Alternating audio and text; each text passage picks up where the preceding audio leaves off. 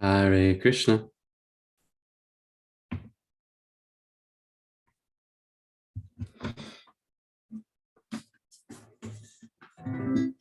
Jera Madhava Jaya Kunja Bihari Jaya Radha Madhava Jaya Kunja Bihari Gopijana Vallabha Jaya Girivaradari Jaya Girivaradari Gopijana Vallabha Jaya Girivaradari Jaya Girivaradari Yashodanandana Jaya Brajajanaranjana Jaya Yashodanandana Jaya Brajajanaranjana Jamuna Tiravanachari Jaya Kunja Bihari Jaya Kunja Bihari Jamuna Tiravanachari Jaya Kunja Bihari Jaya Kunja Bihari Jaya Radha Madhava Jaya Kunja Bihari Jaya Radha Madhava Jaya Kunja Bihari Gopijana Vallabha Jaya Girivaradari Jaya Girivaradari Gopijana Vallabha Jaya Girivaradari Jaya Girivaradari Jaya Yashodanandana Jaya Brajajanaranjana Jaya Yashodanandana Jaya Brajajanaranjana Jamuna Tiravanachari Jaya Kunja Bihari Jaya Kunja Bihari Jamuna Tiravanachari Jaya Kunja Bihari Jaya Kunja Bihari Jaya Radha Madhava Jaya Kunja Bihari Jaya Radha Madhava Jaya Kunja Bihari Jai Shri Shri Radha Madhava Ki Jai Shri Shri Radha Damodar Ki Jai Jai Om Vishnu Pada Paramahamsa Pariva Jakacharya Satarasata Shri Srimad His Divine Grace Srila A.C. Bhaktivedanta Swami Prabhupada Ki Jai Jai Om Vishnupada Paramhamsa Brihavajakacharya Satarasata Srimad Svangrishna Bhakti Siddhanta Saraswati Thakur Goswami Maharaj Prabhupada Ki Jai. Grantaraj Srimad Bhagavatam Ki Jai. Gaur Premanandi Hari Hari Bo. Om Namo Bhagavate Vasudevaya. Om Namo Bhagavate Vasudevaya. Om Namo Bhagavate Vasudevaya. Today we are reading from the King of Books, also known as the Srimad Bhagavatam, 4th canto, chapter 27, the attack of, what's it called?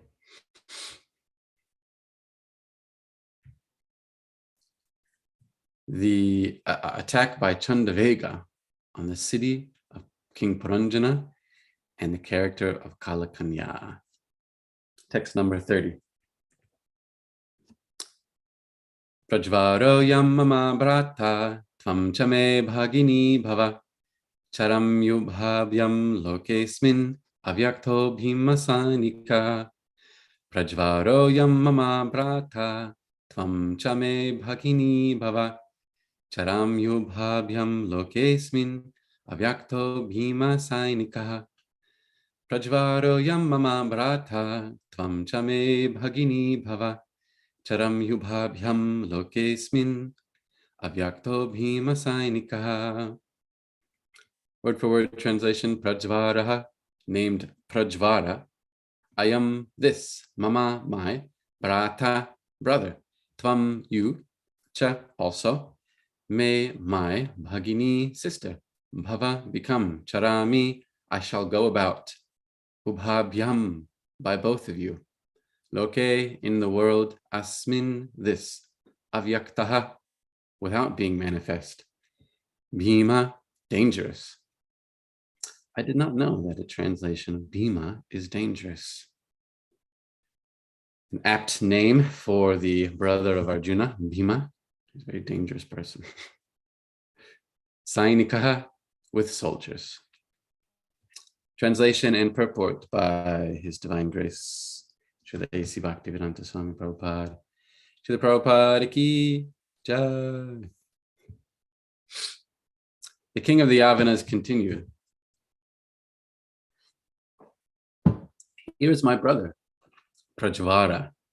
I now accept you as my sister. I shall employ both of you, as well as my dangerous soldiers, to act imperceptibly within this world. Just as a little reminder of the context here, Kalakanya approached Puranjana, asking to be married to him. Of course, everyone recognizes that the time energy is generally inauspicious for most people. What does it say? Inauspicious and mischievous, and no one likes you. So Kalakanya was thoroughly rejected, and yet she cannot be rejected. Time is a very powerful energy. And so you can't just say no thanks to the influence of the time energy. You must be subject. Still, the king of the Yavanas, he didn't want to approach that head on. So you please take my brother instead. Of course, this is allegorical, but still relevant because we cannot avoid the influence of time. Time destroys everything. Krishna says in the form of time, he kills everything. So again, that's the context. So let's read this verse so that we understand. The king of the Yavanas continued, here is my brother, Prajvara. I now accept you as my sister. I shall employ both of you, as well as my dangerous soldiers, to act imperceptibly within this world. Purport. Kalakanya was sent by Narada Muni to Yavanaraj so that she might become his wife. But instead of accepting her as his wife, Yavanaraj accepted her as his sister. Those who do not follow the Vedic principles are unrestricted as far as sex life is concerned. Consequently, they sometimes do not hesitate to have sex with their sisters. In this age of Kali, there are many instances of such incest.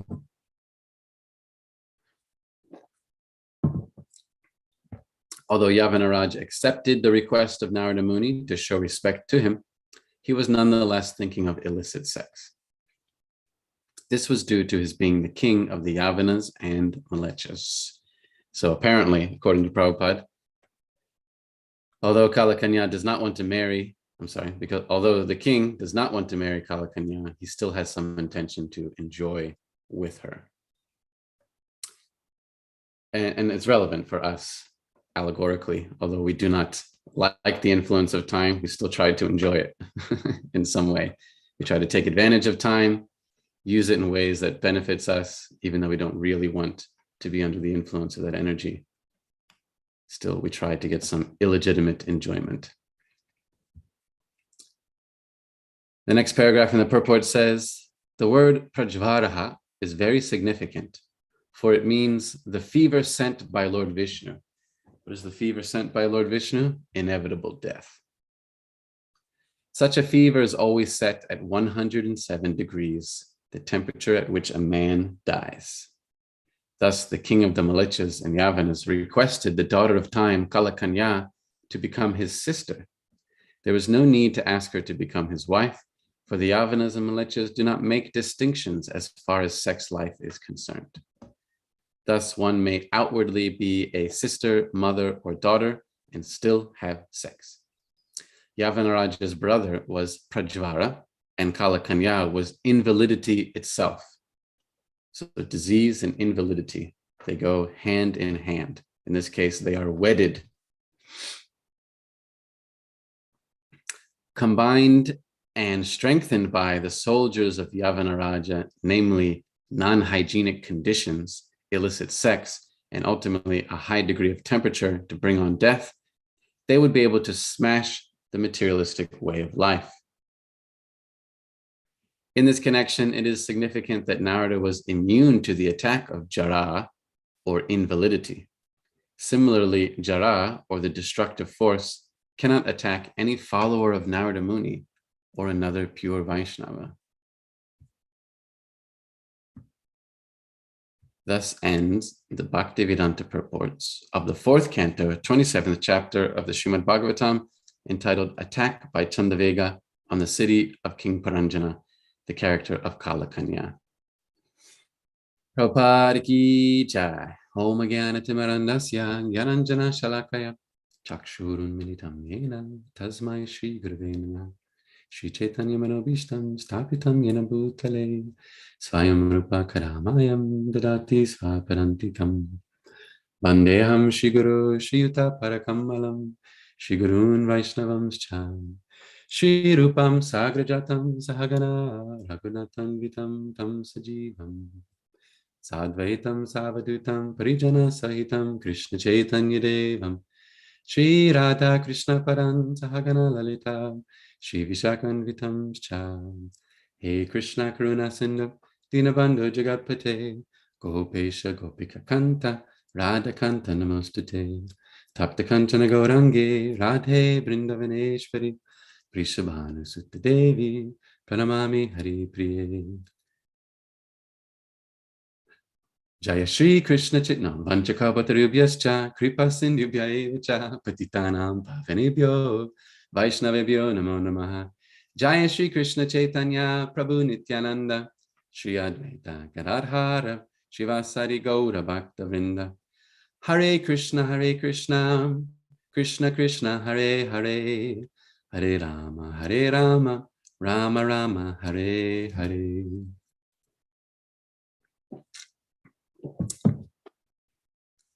So as we're continuing in the allegorical story of King Paranjana and Kalakanya, we should try to see the parallels with our life. We also have a touch and go relationship with the time energy. We have a strange love triangle with the time energy, just like Yavanaraja. We want to enjoy this material world. We want to enjoy the time energy, and yet it is also crushing us. It is crushing the materialistic way of life. What does Prabhupada say? Smashing the materialistic way of life. But we are not quitters, are we? No, we're not quitters. We don't give up, even though we are constantly being smashed by non-hygienic conditions, illicit sex, a high degree of temperature, which brings about death. Still, we'll just try again. And so lifetime after lifetime, we get our second wind, our third wind, our fourth wind, and continue to try to enjoy this material world. And this is our problem. It's like we want to be in it, and we don't want to be in it at the same time. Krishna mentions this in the Bhagavad Gita. It's because of this that we have this duality. We experience the duality of happiness and distress. In chapter 7 of the Bhagavad Gita, right? Doesn't he say something in text 27? Yeah, he does. Icha dvesha samutena. We have both a desire and an aversion to this time energy, to the material energy. We want to get something out of it. We want to enjoy it. We want to be respected for our time, right? We tell people all the time, you should respect my time. We want our experience to be respected. I've been around for so many years. I've been doing this particular activity for so many years. My time is my asset, is my value. You should respect it. The world should reciprocate with my time serving in a particular capacity, right? We want to enjoy it. We want to make some use of time. We want to wield it to our benefit. But we're also averse to it at the same time. We're averse, icha and dvesha. We're averse. It's slowly destroying us, and it destroys everything. We are afraid of time, for we fear inevitable death. We are afraid that time will take away everything that we've built, which is absolutely true. To quote the great sage, Srimad Jimi Hendrix, actually, I shouldn't even joke, because Prabhupada did say it was kind of offensive that he put his face on the image of Lord Vishnu on one of his albums. But anyway, he said, as castles made of sand fall into the sea eventually. So we are also averse to time, knowing that it's going to destroy everything. Krishna says to Arjuna, Sakala neha mahata yoga nashta parantapa. Even the whole culture of yoga becomes nashta, destroyed by kala. We know it's just like a crushing weight.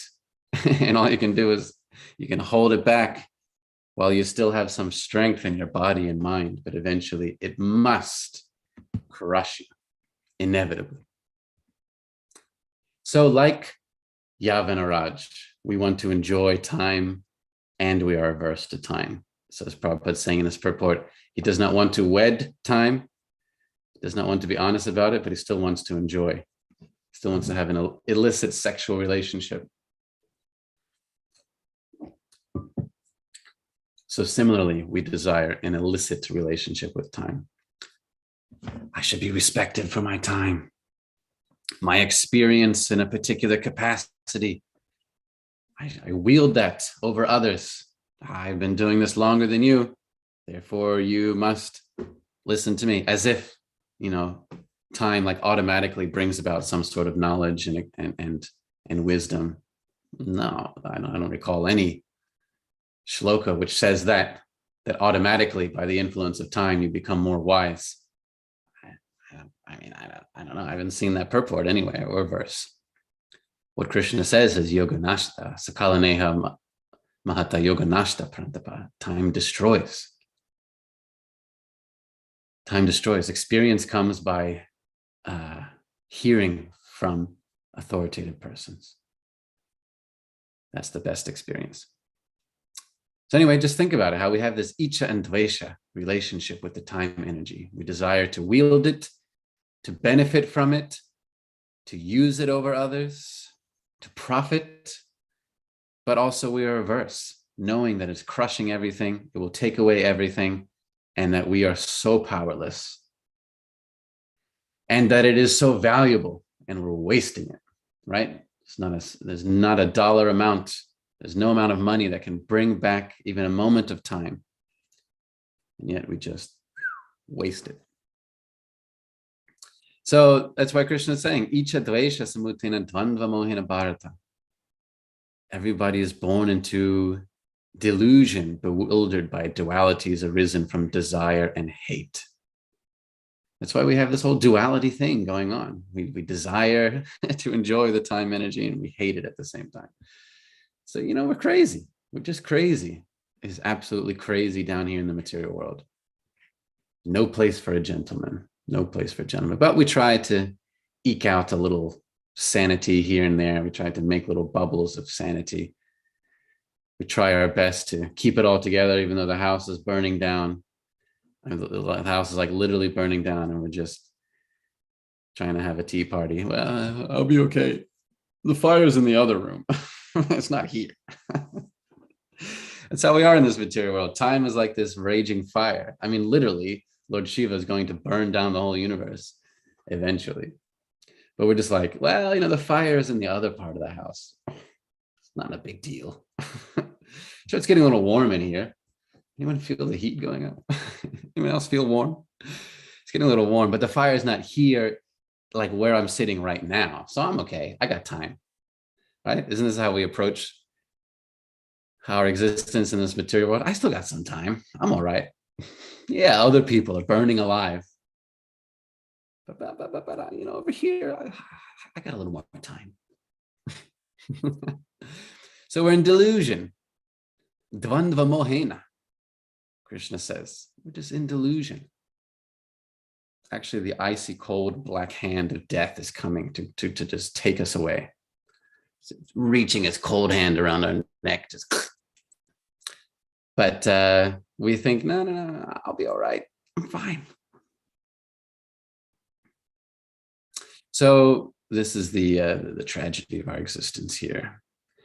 Rather than being dvandva mohena, sarva bhutani samoham, rather than being completely bewildered, we should recognize the urgency of Krishna consciousness. That is it, the conclusion of this, really this whole allegorical story that Narada Muni is telling to Maharaj Prachina Barhishat.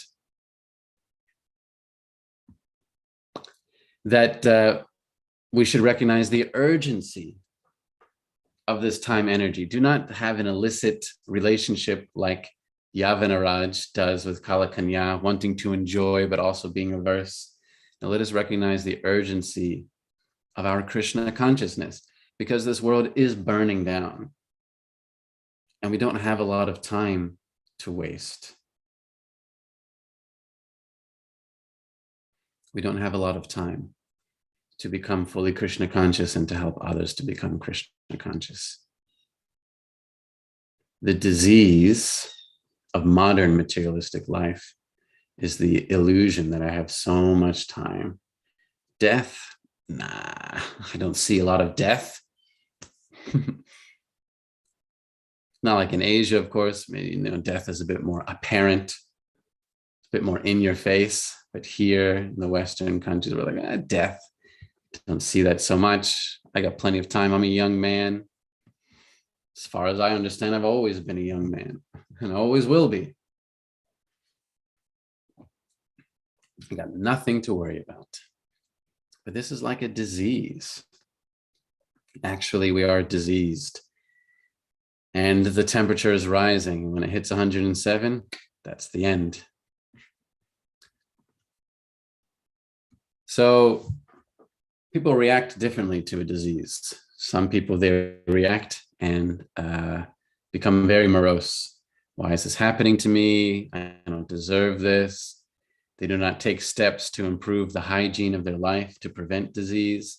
They do not eat a diet which is helpful for recovery. They do not take proper medicine. And they can get worse. Their diseases can be miserable. There are others who, when faced with illness, respond in a sattva-guna way with austerity. Like what is the old saying? You starve a fever, feed a flu, or something like that. There's sometimes when you have disease where you have to fast, you have to drink a lot more liquid, you have to take medicines which may be bitter, and unpalatable. You have to change your habits so that you can recover, especially if you have a serious condition which persists or a chronic condition. You have to make serious life changes to recover from that disease. Some people are very irresponsible when it comes to disease, and their experience is miserable. And some, they are very responsible and are willing to endure some sacrifice, some austerity in order to recover. So similarly, in keeping with this allegory, we are faced with the time energy and the disease, prajvara, of materialistic existence, and we have a choice of how to react to it. Just as some people are irresponsible with sickness and they perpetuate it for themselves and for others, other people who are more responsible go right to the root of the problem and avoid disease, cure disease, and help to protect others from the spread of that disease. Some are affected by the disease of materialistic life. And what do? They give up. They just quit. There's a lot of quitting going around these days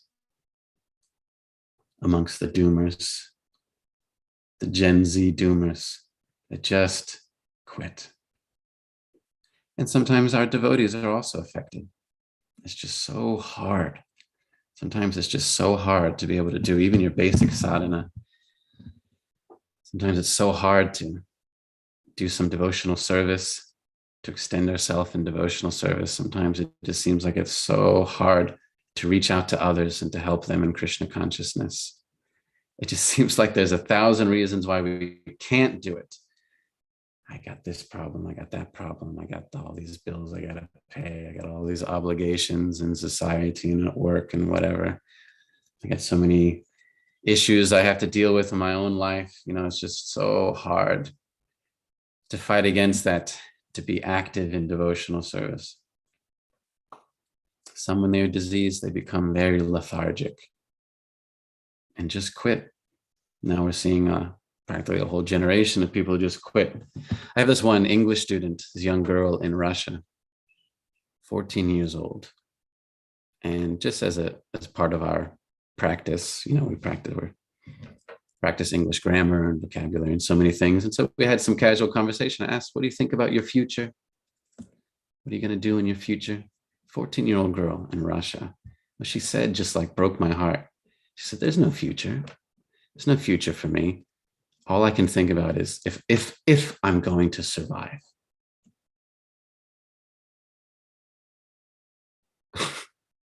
If I'm going to survive. She doesn't mean although she's in Russia, she's probably not going to go have to fight in some war anytime soon, but just barely surviving. Am I going to be able to do that? There's no consideration of thriving. She said, the future is if I'm going to survive.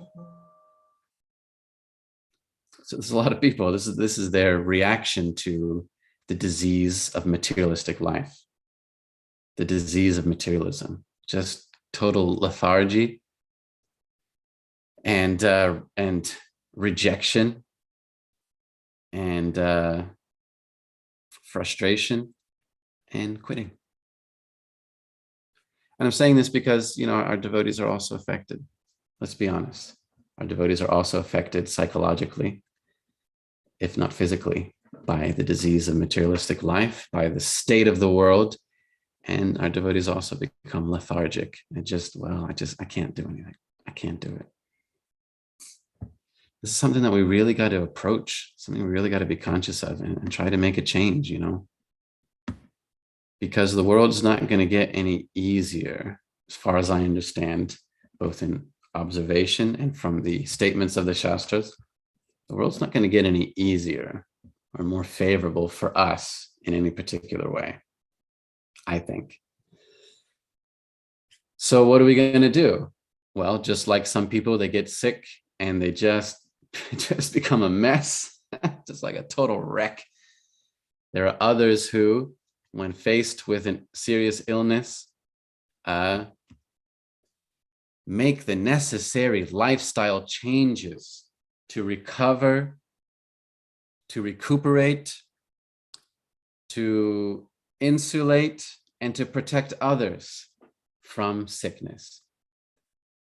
So similarly, our devotees must fight against this vigatajvara, this disease of materialism, and become even stronger in face of it. And that means be ready to endure some austerity, some hard work, because the force of this material energy is it puts you down, it crushes you. Like atmospheric pressure, just crushing us. You got to be really strong to fight against it. Krishna says this so explicitly to Arjuna in the Bhagavad Gita, chapter 3, text 30, about disease of materialism. He says, this is one of my favorite verses. This is one of the verses that just gets you out of bed, you know? You ever have one of those days where you're just like, why am I even getting out of bed today? There's just nothing good on the agenda for today. Why should I even get out of bed? This is one of these verses where it's just like, get out of bed, do it, do more, do better, stronger. Krishna says, Mai sarvani karmani sanyasyadatma chetasa nirashir nirmamo bhutva yudvasva vigatajvara. So we're reading about jvara, this disease. Krishna says, get up and fight. Arjuna, surrendering all your works unto me, with full knowledge of me, without desire for profit, with no claims to proprietorship, and free from lethargy, vigatajvara. Fight, yudhyasva. You gotta fight. Materialism is crushing. It's like a high fever, and you just want to collapse. I can't do it. I can't fight against this disease. And I'm not willing to make any changes, to stay hygienic or to recover faster or to protect others from the disease. We just give up. I can't do it.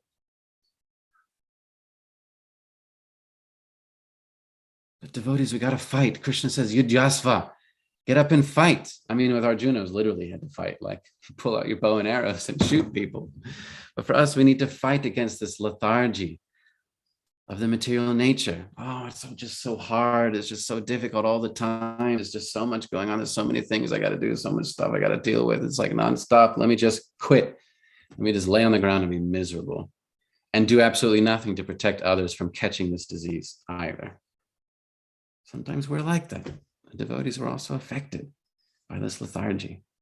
But Krishna is saying, Mai sarvani karmani, you just do everything for me. This is how you fight against the disease. Just like if you have an illness, you got to fight against it by fasting, changing your diet, eating only very healthy food. You're not going to drink a lot of juices or something. You drink that kale juice if you can get it, wheatgrass or whatever. It's unpalatable. It's bitter. It's a bitter medicine. It can be really tough to endure. You got to change if you have a disease, if you have a fever or a flu or something, coronavirus, you got to change your whole lifestyle, right? When we got coronavirus, you had to isolate. You got to endure some difficulties by changing your pattern of behaviors out of respect for others. You have to isolate.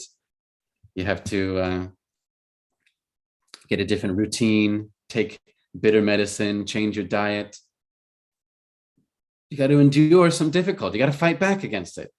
So similarly, we need to fight back against the influence of material nature, which just makes us so lethargic, which is urging everyone to quit, just give up. Just don't try anymore. You got to fight back. Krishna says, Mai sarvani karmani, do everything for me. Sanyasyadatma chetasa, just completely give up any sort of attachment to this karma. And adhyatma, you have to have full knowledge of your spiritual self. Don't let it get you into the bodily concept of life. That's part of the disease. Other devotees, they can do devotional service, but me, my body can't do devotional service. My body can't do any devotional service. And everyone can do devotional service. While we have breath, while we have life, we can do some service for Krishna. Might not be very physical, but we can do some service for Krishna. Srila Prabhupada demonstrated it on his deathbed, still preaching Krishna consciousness, still translating Srimad Bhagavatam, encouraging other devotees, connecting with them, inspiring them, helping them. So Krishna is saying, Sannyasya Atma Chetasa, we have to have full knowledge of our spiritual self. We have to be in full consciousness of our spiritual self and its potential. Nirashya, nirmama bhutva, without any desire for profit, without trying to own everything in this world, just fight against the influence of this material energy that is trying to get you down, you know? You got to stand up and fight. Yudhyasva. Don't be lethargic. So now is the time for us to extend ourselves even further for the benefit of others and for the benefit of ourselves also. Now is the time to extend yourself, push yourself even further to help others to be Krishna conscious. And in that way, you become more Krishna conscious. Now is not a time to quit. There's a lot of quitting going on. It seems like we're against impossible odds. And we are. That does not mean that we cannot have an amazing, profound effect on other people by sharing Krishna consciousness and on yourself. Now is not a time for quitting. Now is the time for yudhyasva, fighting, even stronger. Because people are becoming more and more dejected and morose and depressed and frustrated in everything. And we have capacity to actually help them, to actually inspire them, to actually change their lives. Yesterday, a friend, a guy who comes to the center regularly, one of our only adults. The Bhakti Yoga Center is much like Krishna consciousness in the early years, because like all young people, like 18, 19, 20 years old, we have like one adult. There's this guy, Ben. And he called me, he just had a kid and he wanted to get together. So I met with him yesterday. And we talked about his life and his relationship and having this child and his work, and his father just died, and he had some land in Virginia. Now family's fighting over the land. It's just problem, just so much. It's just always 1,000 things you got to deal with. And here I was when I'm meeting him, you know, I'm like driving there to meet him, and I'm just thinking, I got all these problems. Oh my God, I got to deal with this. I got to deal with that. I just got so many things. I don't even have time for this. That's what was going through my mind. Do I even have time to meet this guy? Like, what am I doing? I got my own stuff I got to deal with. But then I sat down with him and we were talking about his stuff. And in the course of the conversation, naturally, you know, he began to inquire about my Krishna consciousness, or attempts at Krishna consciousness, and what I do and what it means to me. And I didn't go there with any intention of like preaching to this guy. I wasn't prepared for that. I got my own crap going on. But, you know, whenever someone wants to ask about what's important to you, naturally you light up, filled with an enthusiasm to share. And so I just told him, you know, what I'm going through, just honestly, and how I came to Krishna consciousness, and how it's changed my life, and how it helps me, and how it motivates me, and how it's changed the dynamics of my relationships with family and friends and with my partner, how it's given me certain purpose, certain enthusiasm, certain goal, you know, a sense that I can do something, I actually can make a positive effect on the world, fills me with that encouragement and that conviction that I'm not just a blip, you know, I'm not just like a little bubble in the ocean, which only exists for a brief period and disappears, that I can really make a positive effect. I can make a splash, I can make a wave. It just, you know, as I was talking, I just like this wellspring of energy came out. I was telling this guy. And, you know, he was just obviously just so affected to see someone who's not Vigatajvara, not lethargic, because everybody else he talks to about problems, you know, just has to hear more problems. Yeah, you got problems, but I got more problems. Isn't that how we have conversations with people? Yeah, you got problems, but I got even more. I'm just waiting for you to stop talking about your problems so I can tell you about mine. Waiting for a pause in this conversation so I can tell you about the real problems, which are mine. But when a person talks with a devotee, they hear real solutions, not just hear about real solutions, but see it in action. that yes, our love for Krishna and our desire to help others is actually stronger. It's even more engaging than the problems of materialistic existence. It's more motivating. It's more inspiring. It's coercive. It's powerful. It's dynamic. It gets you out of bed in the morning. That's what Krishna's saying in this verse of Bhagavad Gita. Maya sarvani karmani sannyasya macetasa. When you're doing everything for me, without claim for proprietorship or ownership, fight against the lethargy of this material existence. That's really powerful and infectious energy.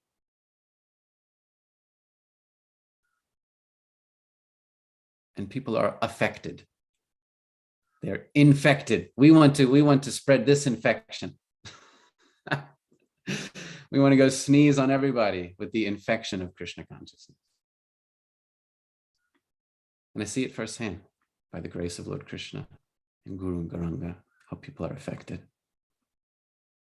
Now is not the time for us to become lethargic in the face of the impossible odds of materialistic existence. Yes, it is getting worse every day. But now is not the time for us to become lethargic. Now is the time for us to extend ourselves even more, to reach out even more to other devotees and to persons who are not in a relationship with Krishna, to extend ourselves and to give and give and give. Yudhyasva, Krishna says, fight.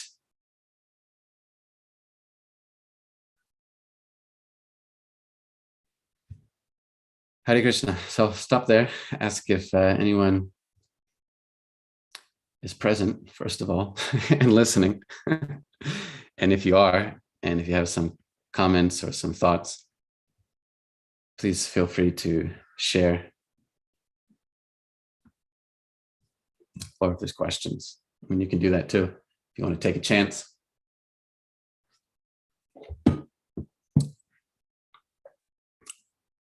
No? All right. Well, thank you everyone for listening. Oh, Haribol, Venu Madhurya Prabhu. So nice to hear your transcendental voice. It's Hare Krishna. Sometimes it was, I don't know, it seems it's working the internet, but still we couldn't hear you sometimes. Anyway, I just had a first reflection on your Bhima, dangerous. I heard in one class that Bhishma and Bhima are synonyms. And so it's actually means the same thing. Horrible, like the one that Bhishma is terrible. Horror in others. Yeah, terrible. So just one thing that came up to my mind Thanks. when you just started. And then I liked your point about the time that as King of Yavanas wanted to enjoy illicitly with Jara, and so we're using the time without, we're taking it very lightly, this energy, and like we in general, meaning all people, but even devotees, we also tend to, operate in that same material energy. And so thank you very much for your, boosting us with this enthusiasm, reminding us about verses from the third chapter of Bhagavad Gita, that we have to always fight back, because it's a constant fight. It's like when war is going on, they fight day and night. In Kali Yuga, unfortunately, in previous times they fight only during the day. And so, but in Kali Yuga, this Kali and Maya are so strong, you have to fight day and night. There's no time to be lethargic. And yes, what you were saying about compassion, it really reciprocates that. Sometimes for ourselves, we don't, we're not so much motivated just for ourselves to do something. At least I'm not. But when we think of others, be it devotees, younger devotees, or any devotees really, or just, jivas you preach to, that really can motivate. Like children, when they're in pain, you drop everything. You wake up at night, you are with them, right? Maybe more relevant for you also. And yeah, so for others, it's easy to actually do those heroic acts. whereas for oneself, I don't know. I mean, you're really strong to just motivate yourself with a verse from Bhagavad Gita Good point. to get up from the bed.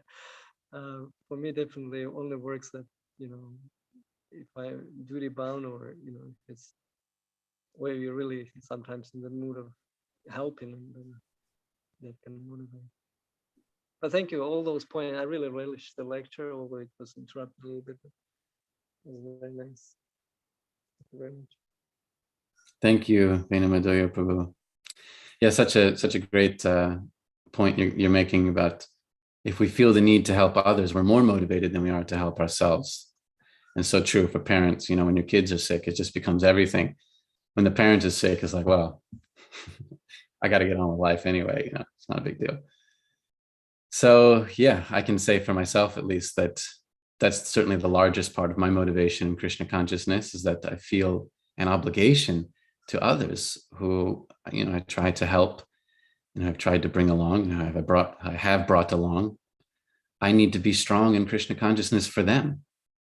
And I think if I didn't have that motivation, I don't know if I would do as well as I do. Not that I'm doing really well in bhakti, but I probably wouldn't do as well if I didn't feel like I had that need to care for others.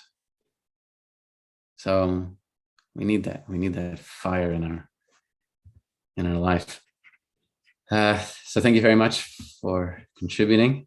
Anyone else, some comments or challenges? You're allowed to disagree with me, of course, because I am no one's guru. All right, I guess we're... No, don't go anywhere. Always in such a rush to take off. Calm down. Yes, give us a little time to react.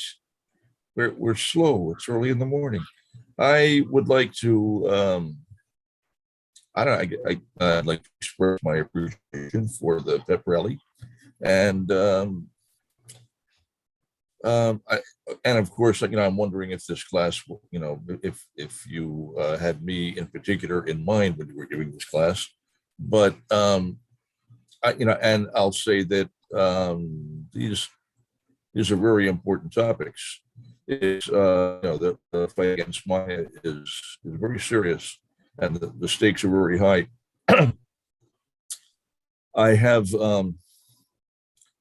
god siblings who approaching the final stages of their life, and they've been fighting, struggling in Krishna consciousness for most of their life, doing whatever they can, sometimes performing extraordinary austerities and sometimes accomplishing wonderful things, and sometimes not. Even for devotees who have been practicing Krishna consciousness for 50 years or more, I see that sometimes they are just really heavily affected by the circumstances that they find themselves in. Old age hits like a truck, and they are suffering terrible and unrelenting pain. Everything is breaking down, bodily and even cognitively. Everything is becoming exceedingly difficult. I have god siblings who talk to me about actually losing the will to live. We're talking about a condition that's well beyond lethargy, but just at a point at which they are practically praying for death. They're just sick and tired of it all. Just can't take anymore, and they just have no desire to live another day. It's hard to offer encouragement to somebody who's in that kind of a state. You can become very seriously depressed at times, particularly when you are experiencing unrelenting pain. Has a really profound effect on your whole outlook. It's just when when things are that bad, and you know that there actually is no prospect for improvement. It's only going to get worse. But it also we have to try to to press on, try to somehow or other keep ourselves engaged in devotional service, and it really can be quite difficult. That's my experience, that the first time is just astounding. It can be quite overwhelming. I used to wonder, Srila Prabhupada would tell us that there is no material impediment to devotional service, and I repeat this to myself all the time. And there were times when I wondered, true, because it sure doesn't seem that way. It seems like there are really some significant impediments, or I felt like I was experiencing such impediments. And my conclusion was that sometimes the circumstances truly are extenuating, and you have no choice to make changes.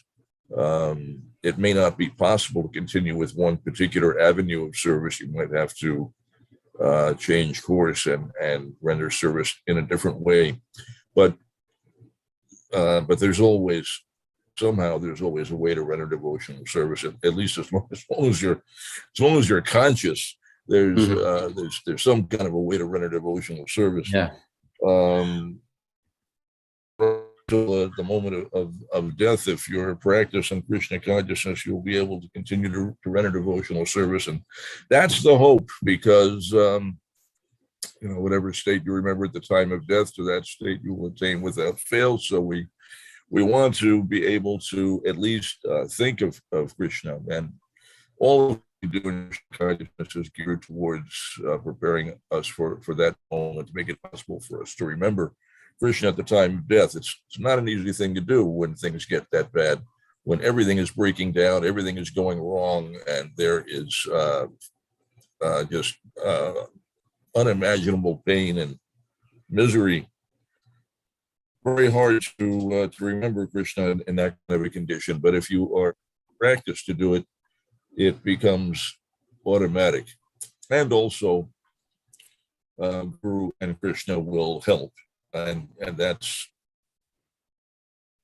really the reason to be hopeful. If Krishna consciousness was dependent upon our efforts alone, that would be unfortunate and reason to be less hopeful. But because we're not alone in this fight, we have help.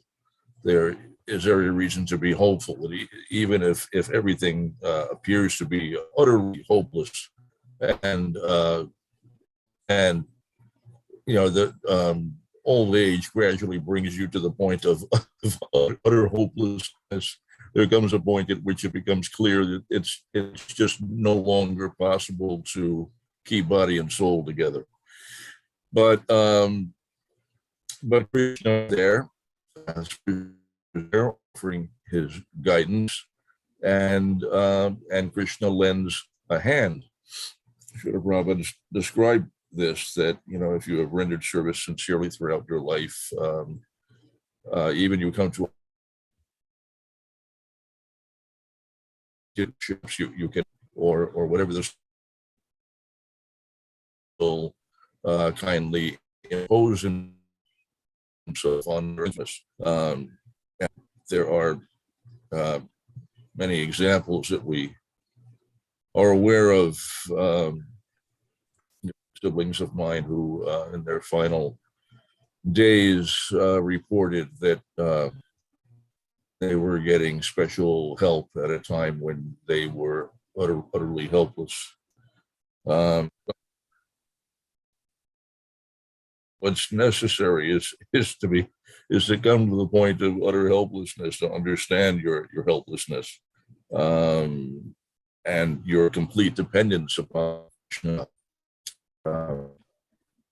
The example is given of Draupadi when she was being disrobed, hanging on to her sari, calling out to Krishna, but still trying to hold on to her sari with one hand, and then finally realizing the futility of it, she took complete shelter of Krishna, raising both her hands. And at that point, Krishna intervened. So sometimes the course of material nature in our lives is what seems to be actually is for our benefit. By Krishna's arrangement, everything is being engineered for our purification and upliftment, and to bring us to the back to our proper consciousness. And the material nature is crushing us, but if we will. The effect is that we will realize the futility of our own efforts and ultimately take shelter of Krishna, understanding that only he helps. We have to come to that point. So gradually, Krishna takes away everything. Our assets, our relationships, but even our strength, our ability to do this. Or even if we stubbornly hang up and refuse to surrender fully, then he may even withdraw our cognitive abilities. All kinds of functions can be withdrawn. And that may happen if that's what's required to the point of ultimate, a complete dependence on Krishna, because he wants that, and that's the beginning of our healthy condition to be 100% depending upon Krishna, engaged in his service, but with the understanding we are. Krishna says, I am the ability in man. We have no independent ability to do anything. It's important to understand that whatever we do, whatever ability we have to do anything, it is coming from Krishna. Anyways, just a few thoughts I thought I there. And I'll go away now, leave you alone. Hare Krishna. Don't leave us alone, Prabhu. Thank you so much for sharing your thoughts. And I really appreciate your example. When I came in to see you the other day, I noticed that you were compiling verses and purports, and and I know that you even compiled some verses and purports for me for some question that I had asked you a while ago. And so even while bedridden, you find a way to do great devotional service. And so I appreciate that you went through that effort for me to answer that particular question I had and made references. So you're setting a really good example for all of us, Prabhu. So thank you so much. I really appreciate that, actually. Hare Krishna. We should finish. It's past 8 o'clock. I guess we're not connected to the temple to see darshan of the deities, but we'll see them later. So thank you, everyone, for participating and for listening. Grantaraj, Srimad Bhagavatam. Deities in 1 minute. Oh, thank you. Grantaraj, Srimad Bhagavatam ki jai. Shri the Prabhupada ki jai. Gaur Premanandi. Hari Hari Bo.